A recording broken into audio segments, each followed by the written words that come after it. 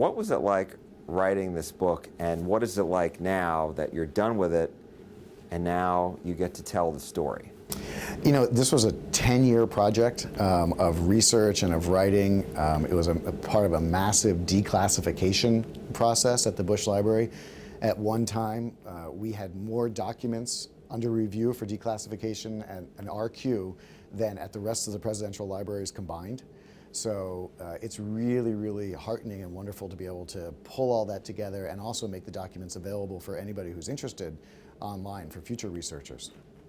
So let me ask you about the declassification. So you have to wait for, how long do you have to wait for, I mean, is it not every document, but documents to be declassified and available for the public? And do you have to be the one to actually know what it is that you want and then request that, and how long a wait is that process? You know what I mean? Yeah, that's actually a very complicated question. The truth of the matter is the American declassification system is completely broken. Our country has a national fetish with secret documents and classified documents, and there is every incentive in the world for our government agencies to keep things classified, because you never get in trouble when you keep something secret. You only get in trouble when you release something. So as a consequence, they are supposed to release documents basically at the 25-year mark after the event. But at this point, you have to request specific documents. You have to know what you're looking for. So we were able to request, for example, files in the Brent Scowcroft papers, the National Security Advisor for President Bush, or the Condoleezza Rice papers, who was also, before she became Secretary of State, working in the White House on the National Security Council. And then, honestly, you just don't know. Sometimes you get them back in 6 months, and I'm still waiting for tens of thousands of them to come back in. To this day? To this day. I actually just got, believe it or not, I actually about 3 years ago got a document declassified out of the Dwight Eisenhower Library from the 1950s. So it can take a long, long time before everybody in the government is willing to approve something being released. Wow. So tens of thousands, it was 10,000 or tens of thousands? Tens. Tens of thousands. So that sounds like another book maybe, huh? For somebody else.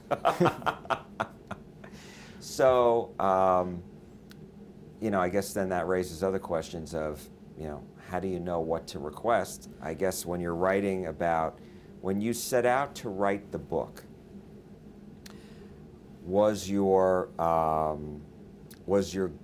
did your point of view change when you found the documents? Did your whole, what's the word I'm looking for? Did your whole thought about what you were going to write about change after you received the documents? It really did. The documents and all the research within it, both in this country and around the world, because there are similar projects going on in Eastern Europe and in Western Europe, they really change what we think about the end of the Cold War. We remember it essentially as a peaceful time, as an optimistic time, as a celebratory time, because we transitioned from communism to democracy throughout all of Europe. The truth of the matter is we now know, because of the documents, it was a much more dangerous time. It was a very frightening time. It was really the first time in history that a major power had collapsed without an ensuing great power war. And one of the reasons is because George Bush and those around him were able to really speak to each other quietly behind the scenes to keep the tensions of this moment, the tensions of crowds forming, the tensions of governments falling, from overlapping, from getting out of control. And in terms of how we discover the documents, there's a lot of jigsaw puzzling that goes on. So essentially, I'll give you an example. We read in the memoirs of President Bush, of Brent Scowcroft, of Dick Cheney, of Richard Haass, all people within the White House at the time, or the government at the time. We read about an incredibly contentious and frankly ugly meeting of the first National Security Council meeting after Saddam Hussein invaded Kuwait in 1990. The truth of the matter is, it was still classified. So they had talked about this meeting. We had every other National Security Council meeting except for this one, but this one was still under wraps. So we knew to ask specifically for this meeting because, of course, there's always a record kept.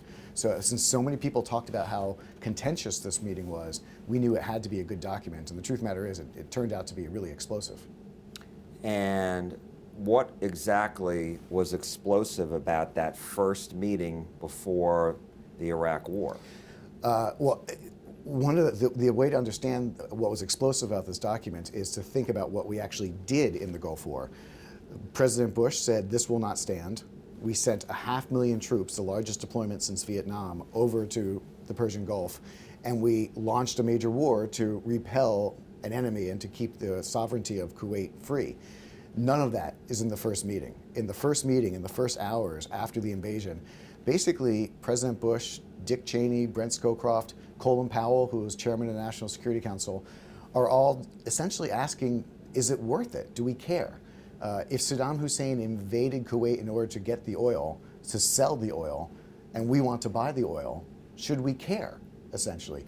Now, obviously, after a few more days and hours of reflection, they came to a different conclusion. And we shouldn't necessarily hold people to their initial responses. They need to think things through. But it is amazing how in their first response was essentially completely different from what they ultimately wound up doing. Well, is it not something that they should be asking, is what is in the best interest of the United States? That seems to be what they were asking, right? No, I think it's a completely valid and good conversation to have, and a completely wonderful policy-making exercise to put all the options on the table and to really talk things out. But one of the reasons that it was classified, I believe, is because so many of those people continued to work in the George W. Bush administration, when of course we had contentious relations and allies within the Middle East. And it would have been unseemly, it would have made us look bad to hear those people, Dick Cheney, Colin Powell, 15 years before, suggesting we don't really care about the Middle East, suggesting we only care about the oil, we only care about some of our friends, not all of our friends. And that's what they said? I mean, essentially. What were their arguments? I guess so Cheney's and Powell's arguments were different from the rest of the room? You know, it was a very freewheeling conversation, so there's a lot of people agreeing to different segments, so it's hard to parse out exactly who is in what position. But the essential argument is twofold. The first is that Saddam Hussein invaded Kuwait to get oil because he was desperate. He was poor after the Iran-Iraq war. He needed to sell the oil to rebuild his country. So the basic argument from the American perspective, from Dick Cheney's perspective, for example, is if he needs to sell the oil, and we only care about the region because of the oil, what's the problem? You know, he's not going to keep it. That's not the point of this entire invasion. So therefore, we don't need to do anything because all we care about is the oil. And they come back to that point again and again. What we really care about in this region is the oil. And we certainly don't care, they're very explicit about this, we certainly don't care about the Kuwaitis who are, shall we say, unpopular in the neighborhood, unpopular in the region. So from their perspective, there's really very little local political will to launch a major war, and certainly we're still in the period of a hangover from Vietnam, so there's very little public appetite in the United States to get into a major conflict overseas. So what changed everybody's minds? They thought hard. They thought hard about it, and they recognized that what was at stake was actually not just the end of, not just the Persian Gulf and not just oil. What was really at stake was what the post-Cold War world was going to look like. And Bush in particular came to the conclusion in the ensuing days that after the fall of communism, when we're finally all on the same page, we are going to set a precedent that you cannot invade another country, that you cannot launch aggression, that the United Nations will work in the way it was designed to in 1945 and had never been able to because of the Cold War. So essentially, their biggest rationale, aside from the fact that they thought it was wrong to invade another country, was that we don't want to set a precedent that it's okay to invade another country, and essentially set a stage for peace going forward. Now, there was another document in there that you thought was pretty key, and that was this memo by Brent Scowcroft, the National Security Advisor, back in 1990. And you said there was something right off the bat that you thought was very important. Yeah, let me set the stage here. So it's spring of 1990. The Berlin Wall has fallen about 4 months before, and there's a huge question as to what the strategic map of Europe is going to look like going forward. Specifically, what is Germany going to look like? Is Germany going to be one country or two? Is Germany going to be one country in NATO, neutral, or in the Warsaw Pact? And Brent Scowcroft tells the president at this moment that this is the single most critical moment in American diplomacy since World War II, since the formation of NATO at the origins of the Cold War. And the reason is simply that we are defining what the future is going to look like at this moment and defining America's role. And his basic argument, which Bush came to accept, was that we needed to keep American presence in Europe to keep Europe peaceful. And the only way to have an American presence in Europe was to keep NATO alive. And the only way to keep NATO alive was to make sure the Germans were in it.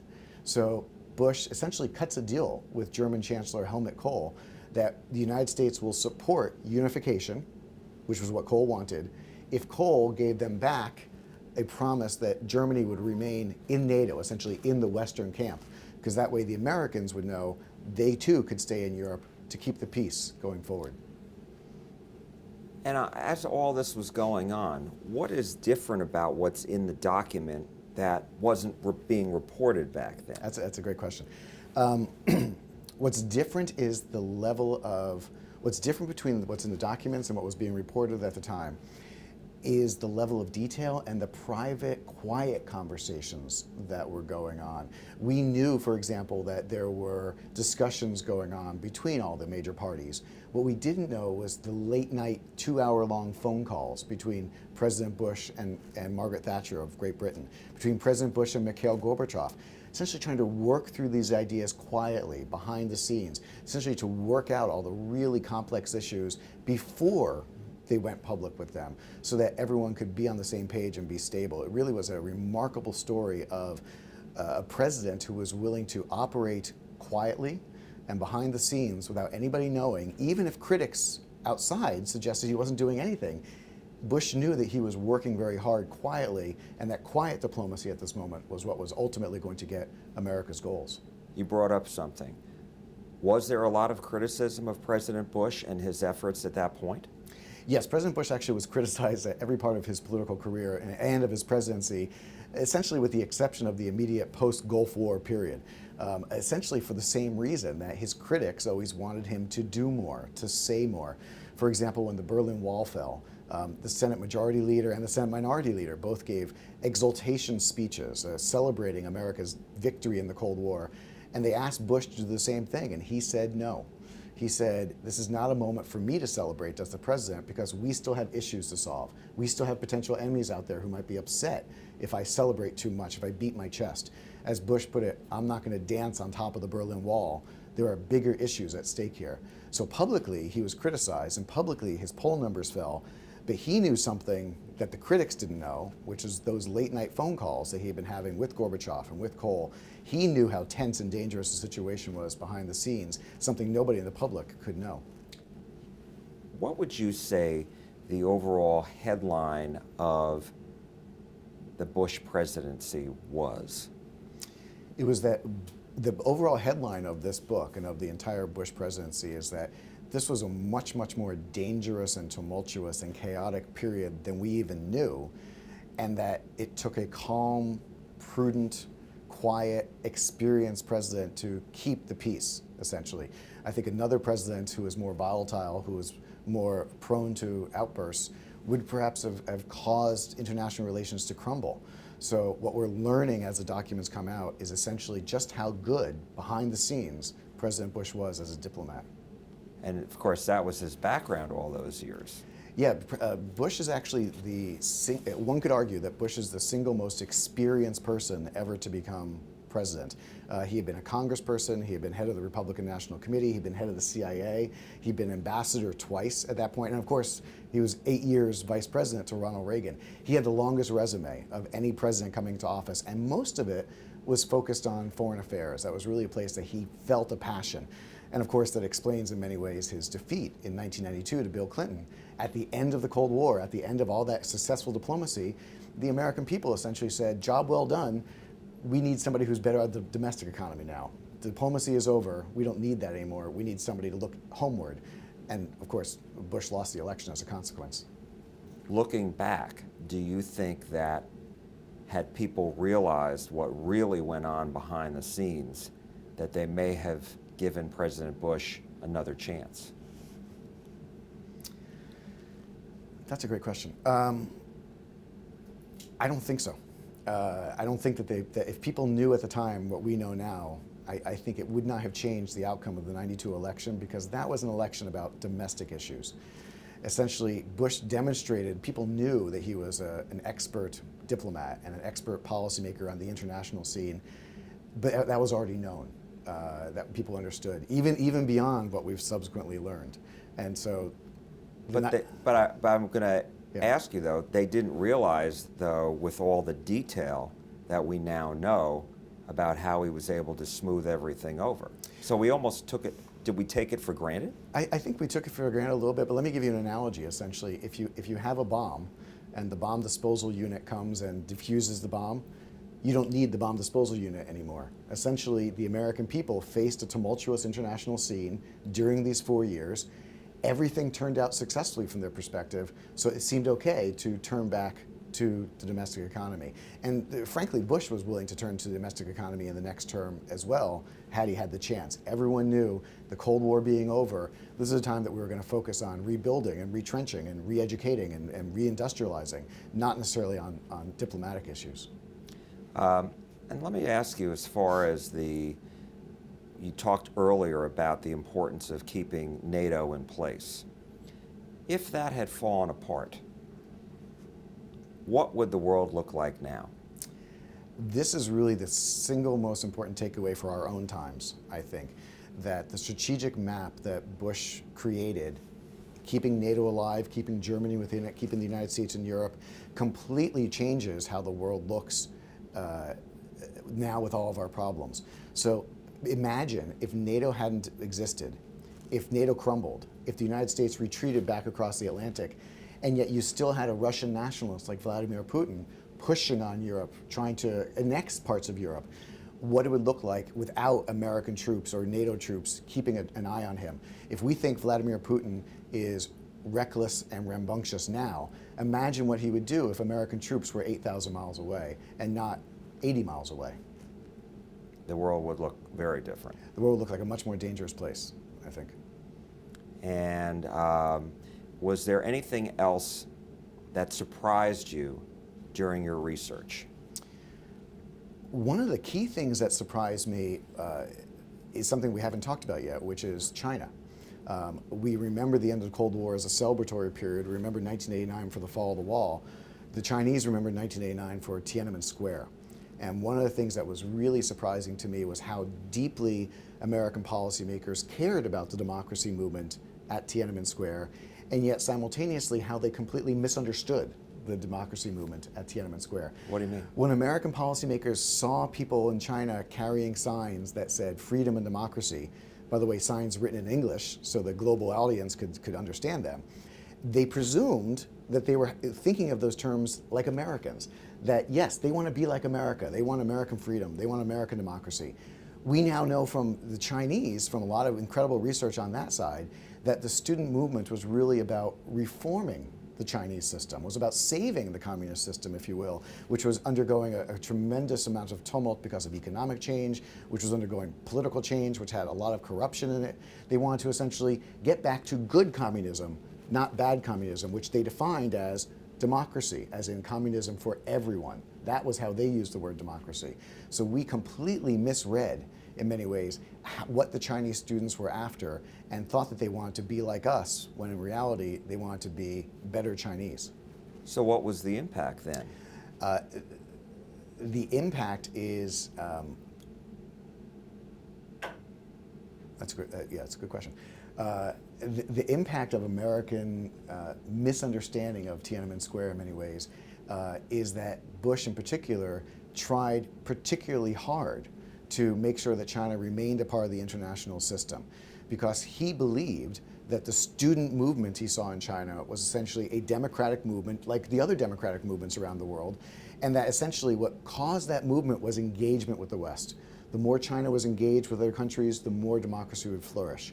So consequently, he believed that if we keep China in the international system after Tiananmen Square, in time, it will become more democratic. Of course, what we've seen is that as we kept China involved in the international system, in time, it became more powerful, yes, more economically integrated, yes, more dynamic, yes, not necessarily more democratic as we understand it. So so if the fact that we misread that, if we had not misread that, what would be different? I mean, how would it be different? Do we know that answer? You know, it's a very difficult question to answer. Personally, I think that the situation would be much worse, even though Bush, in many ways, and his advisors misread what was going on domestically in China, in my opinion. That doesn't necessarily mean that the policy they pursued was the wrong policy. They just pursued it for the wrong reason. Essentially, what they wanted to do was to keep China engaged so it would become more democratic.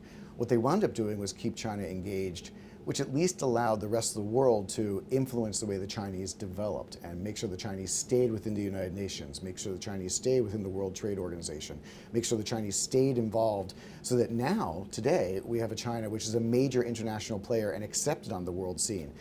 If Bush had done what many suggested after 1989, which was cut off all trade, cut off all ties, essentially seclude China, isolate China, like it had been during the previous years of the Cultural Revolution, we might have a China today that was not only as powerful as it is, but much angrier at the West, much angrier at the people who tried to isolate them and shun them. So essentially, by keeping China engaged, I think we've kept China with the possibility of being a helpful partner. If we had isolated China, it would have ensured that they would have become an adversary. And today, that brings up North Korea. And so perhaps that makes it easier to lean on China to put pressure on North Korea. Yeah, we really don't have the opportunity, and this is speaking to several decades after the fact, but we really don't have the opportunity to speak to the Chinese quietly, calmly, as equals, as peers, as allies in many ways against North Korea today, if Bush had severed ties back in 1989, as many of his critics suggested. Remember, we severed ties with China in 1949, and it was only 30 years later that we essentially reopened them. Well, if Bush had done the same thing, we might not have had a conversation with the Chinese until yesterday. And that's not a great way to build allies for a current problem, such as we see in North Korea. Anything else you'd like to say about your book, documents that you found, or something that the takeaway that people should know? Yeah, one of the things that's really important to me to stress about this book and the way it was put together is that it's not just an American tale. I mean, we're focusing on the United States because we care about the United States and we care about the president and we have a lot of new documents. But the truth is, we have a lot of documents from around the world because of similar declassification projects. So the book tries to take the reader behind the scenes, not only in the Oval Office, but also in the Kremlin and at 10 Downing Street and in Paris and in Germany. We now have the private conversations and what happened on the street in many ways in all these countries. So it really takes you on a tour of the entire world to see that in many ways it doesn't matter what the Americans say, it's what they can accomplish that matters, and that is only determined by what people think on the other side. But they obviously were receptive to President Bush. They were extremely receptive. This is really, at the end of the day, and the entire title of the book is When the World Seemed New. This is because the world seemed to be open and optimistic and promising at the end of the Cold War. The 1990s in many ways were a time of celebrations of democracy's expansion and of a peaceful democratic world.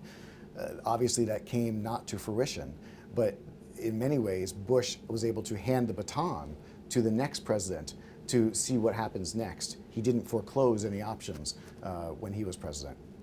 Wasn't his term a new world order?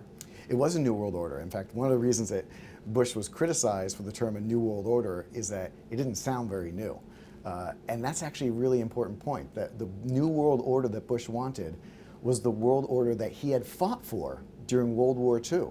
It was the world order of Franklin Roosevelt, with countries coming together, respecting sovereignty, respecting the United Nations, working together for international trade. The Cold War, from Bush's perspective, screwed that all up, kept the world from happening. So now the New World Order of 1990-91 is what we were always promised in our youth. So it didn't sound new to Americans in 91. The new part was the implementation. 40 years later. 40 years later, and a whole Cold War later.